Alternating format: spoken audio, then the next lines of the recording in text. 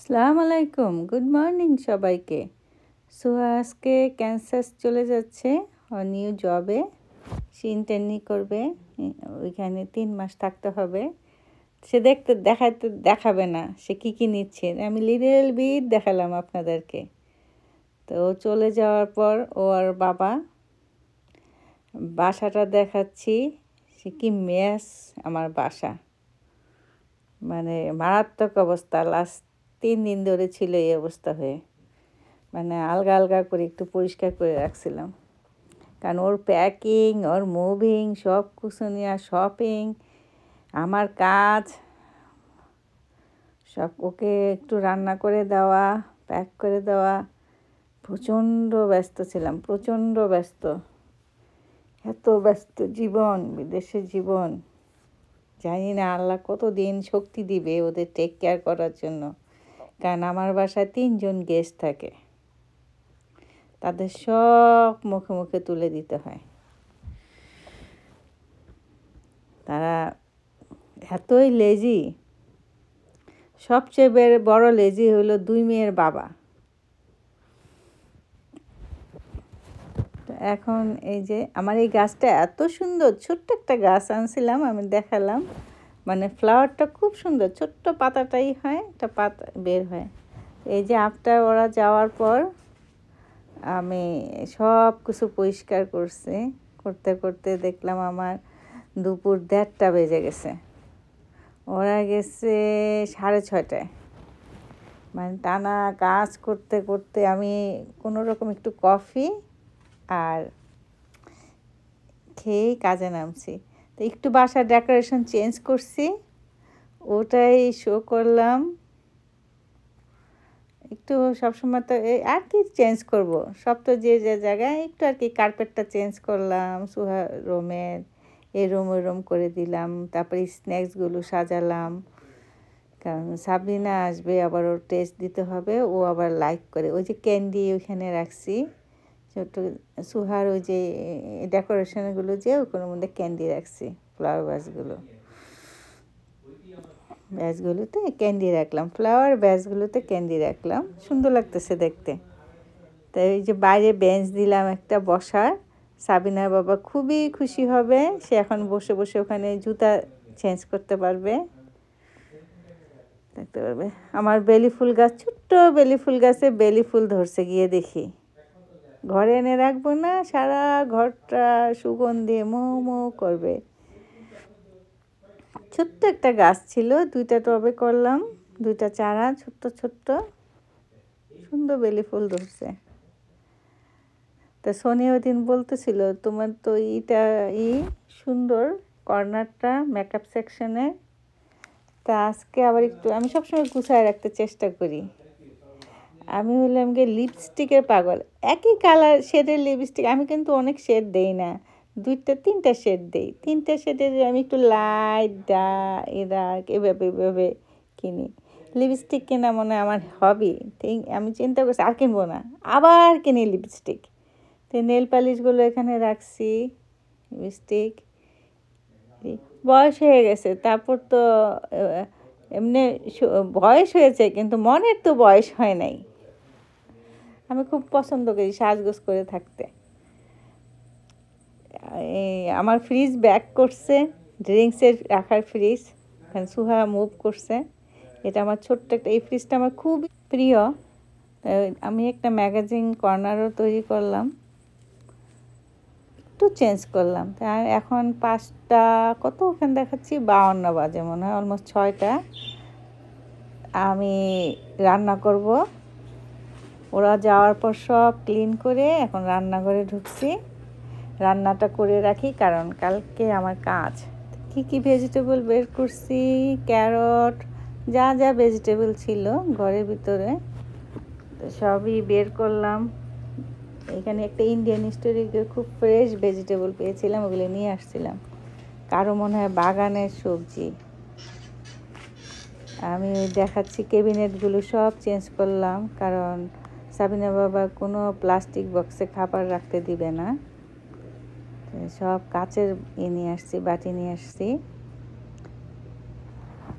Dining টেবিলেরও change, decoration change করলাম। মানে table ক্লথটা এটা মামুন মালয়েশিয়া থেকে নিয়ে আসছিল, তো ওটা বিছানো হয়নি, আজকে বিছালাম। তো রান্না করব, মরিচ লাগবে। আমার তো সুন্দর বাগান আছে, সবজি বাগান,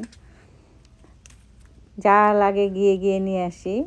কি সুন্দর মরিচ হয়েছে, অনেক বৃষ্টি হচ্ছে তো এবার ভালোই সবজি হচ্ছে। খালি চাল কুমড়া গাছ বাঁচাইতে পারি নাই।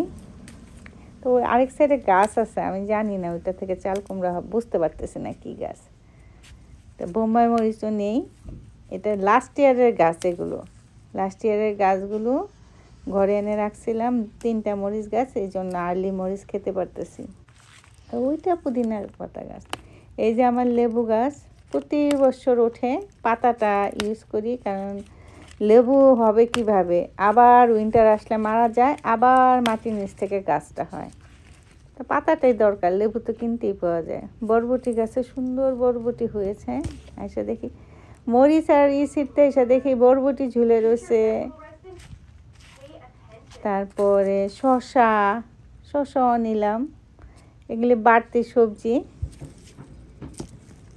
ছিঁড়ে নিয়ে গেলাম, কারণ নাহলে বুড়ো হয়ে যাবে। নেক্সট আবার 3 দিন কাজ, খালি পানি দিব, কিন্তু যে খেয়াল করা যাবে না সবজি কদ্দুর। এই বন্ধের দিনই সবজিগুলো উঠাই। বেগুনও নিলাম, দেখে একটা বেগুন হয়ে রয়েছে, ছোট্ট বেগুনটা সবজির সাথে দিয়ে দিব না। আমি অলরেডি রান্না বসাই দিছি। এখানে সুইট পটেটো ভাজি করব, মিষ্টি আলু ভাজি, কিন্তু খুবই মজা অলিভ অয়েলে। এটা না খেলে বোঝা যায় না। এটা নতুন রেসিপি, নতুন রান্না, সুহার থেকে শেখা, মিষ্টি আলু ভাজা। আর ওটস খিচুড়ি করতেছে আমার জন্য, যেহেতু সাবিনা বাবা নাই, তা ভাত রান্নার ঝামেলা নাই, সে একবেলা একটু ভাত খায়। তা ওটস খিচুড়ি আমি এই কদিনই খাবো। কাপড় লন্ড্রি তো দিয়ে দিছি। তারপর আজকে অনেক কাজ করছি আমি। এই গ্যারেজটাও ক্লিন করলাম, আমার এই গ্যারেজের সুকেসটাও ক্লিন করছি। এখানে সব এই যে প্লাস্টিকের সব কিছু বললাম না, ক্যাবিনেট ক্লিন করছি, ইনসাইড আউটসাইড এগুলি সব এনে আনলাম গ্যারেজে। এখন 8:39, আমি 6:30 থেকে কাজ শুরু করছি। এখানে কত কাজ করতে হয়, এত ইজি না সংসার জীবন, বিদেশ জীবন। বিদেশে থাকলেই সব রেডিমেড, সব কিছু হয় না, পাওয়া যায় না। তা আমার রান্না কমপ্লিট। আমি এর মধ্যে কিন্তু নামাজ পড়ে নিছি, কিন্তু এখনও আমি গোসল করি নাই, যেহেতু ওরা নাই। আমার আজকে ফ্রি টাইম, আজকে আমি যতটুক পারতেছি বাসা মানে মেসি ক্লিন করতেছি। কালকে আবার সকাল 6টায় আমার কাজ। তাই রান্নাগুলো দেখাচ্ছি। মিষ্টি আলু ভাজিটা খুবই সুন্দর, এবং এটা কিন্তু স্বাস্থ্যের জন্য খুবই ভালো। আবার বাটি ভরে খেলে ভালো না। ডালের মধ্যে 4টা ডিম ছেড়ে দিচ্ছি, মজা কিন্তু, সিদ্ধ ডিম, না ভেজে। পাতলা ডালের মধ্যে মানে মিডিয়াম ঘন 4টা ডিম ছেড়ে দিয়ে, মানে ডিম দিয়ে ডালের মধ্যে একটা আলাদা ফ্লেভার আসে। এটা রান্না না করলে বোঝা যায় না। আর লেবু পাতা দিয়ে দিচ্ছি 3-4টা, সুন্দর গন্ধ আসে।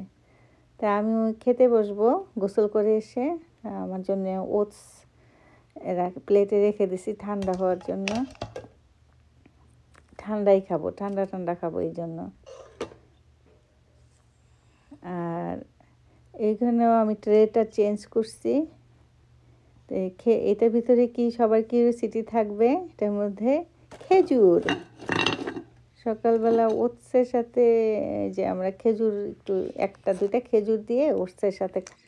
সারাদিন পর এখন 9:10 বাজে, খেতে বসলাম। দুপুরবেলা, অবশ্য দুপুরবেলা খেলাম কি, দই, আম আর মুড়ি।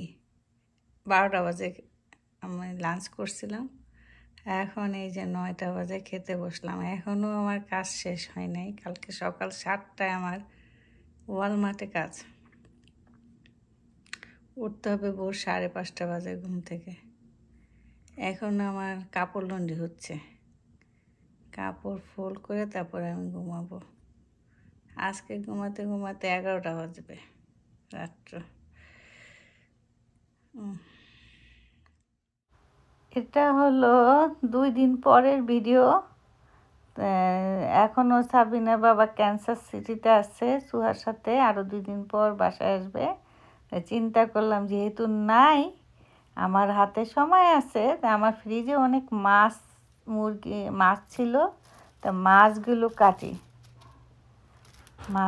কাটি। তা আমি মানে ফ্রি, আমার কোনো রান্না বান্না নাই, যা আছে ওইটাই আসার পর খাবে। তা গুঁড়া মাছ ধরে নিয়ে আসছিল কিছু, ওই মাছগুলো কেটে তারপরে ফ্রোজেন করে রাখবো। মাসুমের বাসা যাওয়ার সময় আমি একটু গুঁড়া মাছ রান্না করে নিয়ে যাব ওর জন্য। আর সুহাও পছন্দ করে, সুহার জন্য নিয়ে যাব। মামা ভাগ্নির জন্য প্যাক করে রাখলাম 2 প্যাক। মুরগি কেটে রাখলাম 2টা, একটা রান্না করব আর একটা সাবিনা যেহেতু আসতেছে, সাবিনা আবার মোরগ পোলাও খুব পছন্দ করে, তাই 4 টুকরা করে রাখলাম, রান্না করে দেব। আর বাবা আবার একটু সাইড দিয়ে খাবে। যত কিছু হোক, ওই পোলার গন্ধ পড়লে বলে পিছলা, পোলার গন্ধ পড়লে ওইটা সে লোভ সামলাইতে পারে না, একটু খাবে। ব্যাস মাছও ধরে নিয়ে আসছে। এই মাছটা খুব টেস্ট, অনেকটা বাংলাদেশে ইলিশ মাছের আমি কিছুটা টেস্ট পাই। আর খুবই দামি মাছ, মানে একটা মাছ কিনতে গেলেই মার্কেটে $14-15 পড়ে, এরকম সাইজের। না, 2টা মাছ কিনতে গেলে $15-16 পড়ে। তো বিলু মামা ওকে ধরে দিচ্ছে। মামা প্রতি বছরই ধরে দেয় কিছু মাছ, সেটা তো ধরতে পারে না। এখানে 9টা ব্যাস মাছ ছিল, তো কেটে এগুলো সব গুছায় রাখতেছি। কষ্ট আছে কিন্তু মনে হচ্ছে কি এমন কেচি দিচ্ছি আর কেটে যাচ্ছে। বটিতে মাছ কাটা বেশি ইজি, খুবই কষ্ট। আর এইগুলি কাটাগুলো এত শার্প, হাত কেটে যায়। এই জন্য গ্লাভস পরে নিছি, তারপরও আমার গ্লাভস ফুটা হয়ে এক এক জায়গায় কাটা ঢুকে গেছে। আর এতটুকু সিঙ্কের মধ্যে দাঁড়ায় কাটা, বাইরে কাটতে পারতাম, কিন্তু ওই যে বইসা এত মাছ কাটলে না, ছুরি দিয়ে ইসের মধ্যে উপর হয়ে প্রচণ্ড ব্যাক পেন করে। তো এইখানে দাঁড়ায়, এই বাকেটটা আমি নতুন কিনছি। ওই মাছ কাটতে দেখলাম অনেক ইজি, ছড়ায় না চতুর্দিকে, আর সবজি তুলে আনতো খুব ভালো, কারণ অনেক সবজি হয়তো মোটামুটি এক বাকেটটা বড় আছে, যখন নেই পুরো ভরে নিয়ে আসি, 2-3টা নষ্ট হয়। আমি কাউন্ট করলাম, আমি জানি না আমি ভয়েস দিচ্ছি নাকি, কয়টা আমি জানি না, 7টা না 9টা মাছ, কারণ পরে ভয়েস দিচ্ছি তো আমি ভুলে গেছি। মাছগুলো ধুয়ে নিলাম, ধুয়ে আজকে ভিডিওটা একটু বড় হয়ে গেছে, 2 দিনের ভিডিও তো। নিয়ে এখন দেখি কি নাইফটা হয়ে গেছে, বোঝা হয়ে গেছে, তো ওটাকে শার্প করে নিলাম। শার্প করে তারপরে পিস করে রেখে দিলাম। বড় বড় পিসই করছি, কারণ আমার বাসায় ওরা ছোট পিস পছন্দ, বেশি চিকন এগুলি মাছ পছন্দ করে না। চিংড়ি মাছ বড় চিংড়ি মাছ মাথাওয়ালা নিয়ে আসছি, কারণ যেহেতু সাবিনা আসতেছে, ও বাবা কিনে আনছে। ও আবার একটু চিংড়ি মাছ ভুনা, তারপরে র্যাপ পছন্দ করে। আমরা তো খাই না, ওর জন্যেই 2টা প্যাকেট করে রাখলাম। চিংড়ি মাছ খুবই কম খাই, সাবিনা আসলে হয় চিংড়ি মাছটা আনা হয়। আর নাহলে আমরা ফিলে ফিশ দিয়ে ভাজি টাজি সব কিছুর মধ্যে আমি ফিলে ফিশই বেশি দিই। এটাও 2টা প্যাকেট করে রাখলাম, বেশি না, এই এক একটা প্যাকেটে 10টা চিংড়ি মাছ গেছে। আর এখন নিলাম বড় একটা মাছ, এটা হলো রুই মাছ, এটাও লেক থেকে ধরা মাছ।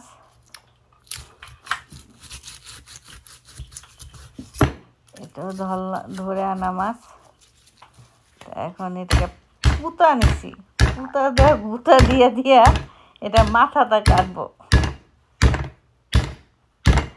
আমি কোনোদিন কাটি নাই, ফার্স্ট। কারণ সাবিনা বাবাই আমাকে এত বড় মাছ কেটে দেয়, তাই ও কাটে আরও বড়। এই মাছটা একটু ছোট, এই জন্যই সাহস পাইছি কাটার। মাথাটা ফেলে দিব, মাথা ই করবো না, না রেখে দেই, কারণ মুড়িঘণ্ট করবো না। এখান থেকে আসার পর তো আছে, একটু অ্যারেঞ্জমেন্ট করার ইচ্ছা আছে, তো তখন এই মাছটা একটু ভুনা করে আর মাথাটা মুড়িঘণ্ট করে দিতে পারবো। আজকে রান্না করব, একটু ফ্রেশ মাছ তো একটু রান্না করব।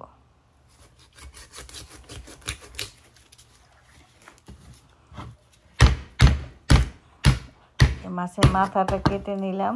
টেকনিক আছে কাটার, কারণ ওই তো একবারে এটা কোত্থেকে শিখছি কাটা, লেজটা আগে কাটা। মনে হয় আমার মাকে দেখতাম এইভাবে কাটতে, আগে লেজ মাথা কাটতো, তারপরে লেজ কাটতো, তারপরে কাটবো মাছের মিডলে দিব। দেখি কি করি।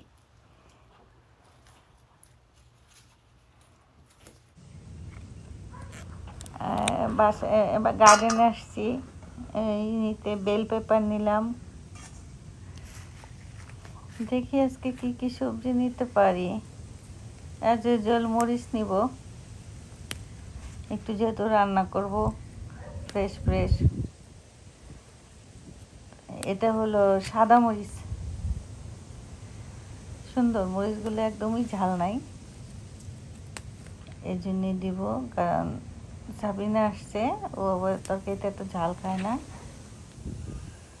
এই যে পাট শাক মাত্র হওয়া শুরু করছে, 3-4টা গাছ হলে পাট হয়ে যায়, জমা জমা পাট শাক একটু খাওয়া যায়।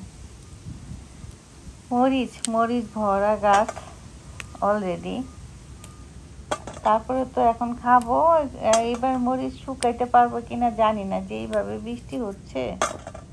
সালাদ বানাবো, আরেকটা আরও বেল পেপার আছে ওইদিকে, যা লাগবে তাই নিব, বেশি সিরিয়া লাভ নাই। কেন সবজি অনেক রান্না করা আছে, রান্না করে রাখছিলাম সালাদের জন্য। সাবিনা সালাদ বানাই দেবো, সাবিনা আসছে সালাদ খায়। সিম গাছের ফুল আসছে, হয় নাকি। চিচিঙ্গা, ধুন্দুলের ফুল।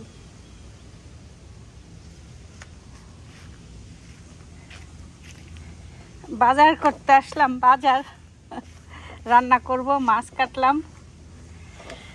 এখন সবজি বাগানে বাজার করতে আসলাম, ধনেপাতা নিব।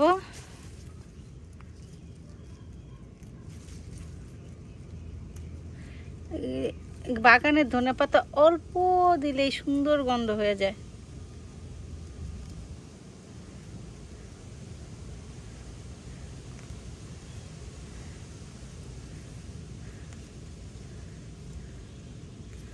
বেশি নিব না, আবার আরেক সাইড দিয়ে আরেকটু ফেলতে হবে। ধনে সারা বছরই চাষ করে খাওয়া যায়। এটুক দিয়েই অনেক গন্ধ হয়ে যাবে, সুন্দর গন্ধ হবে, বেশি লাগবে না। পেঁয়াজ পাতা খেয়ে ফেলছি, তরকারি সবজিতে দিছি তো নাই।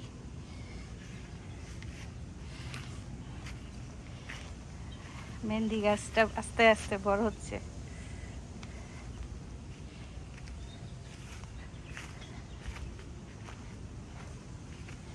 ঢেঁড়স হয়েছে, ঢেঁড়স মনে হয়, বুঝতে পারতেছি না, ঢেঁড়স তো দুদিনই নিয়ে যায়।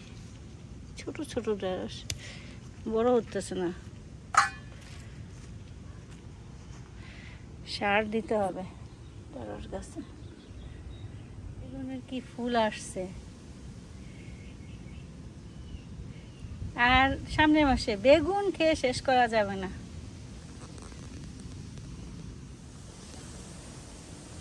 মাছ কেটে সব ধুয়ে দিয়ে দিচ্ছি বাইরে, তাইলে মাছের যে একটা গন্ধ আছে এটা চলে যাবে বাতাসে। অনেকটা ঘরে রাখলে, সিঙ্কে রাখলে গন্ধ হয়ে যাবে, মাছের গন্ধটা যাবে না সহজে। সবজি বাগান থেকে ঘুরে এসে রান্না বসায় দিলাম। এখন বসায় দেখি যে ইলেকট্রিকের চুলাটা কাজ করতেছে না। আরেকটা চুলা কিনতে হবে, নতুন চুলা বুঝলাম না।